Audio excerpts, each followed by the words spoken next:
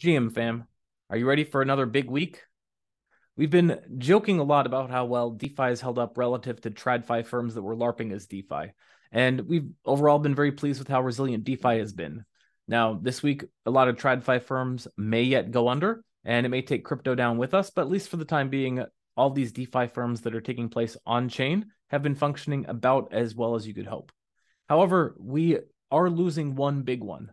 The Ren Bridge, which was a major way that people bridged Bitcoin over to Ethereum, they announced that they have a bit too much exposure to Alameda, so they are actually sunsetting their Ren V1.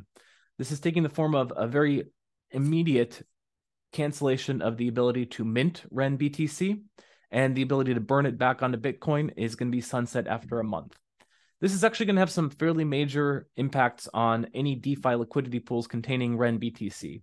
So the understanding is that this is going to sunset renBTC V1. So any and all pools that use renBTC are going to need to migrate to a new version. Curve is already making preparations to do so.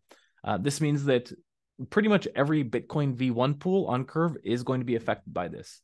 We're talking about every pool except for the HBTC pool contains some exposure to renBTC. So all of these are going to need to be sunset, and Curve is already making preparations to create new ones. So you may end up with the risk of holding renBTC after the capability of bridging it back. We presume that there's going to be some mechanism for this. All the renBTC appears to be backed fully, but you may find it to be a bit of a hassle. So if you're concerned about this, if you think you might have cause or need to do something with this renBTC, or you're just concerned that there might not be a bridge, you might want to make a move sooner rather than later. You can presently trade this in for WPTC. There's a lot of liquidity still, so it's not the end of the world just yet, but if you're concerned about this, I wouldn't wait around. Stay safe, friends. We know bridges are dangerous places.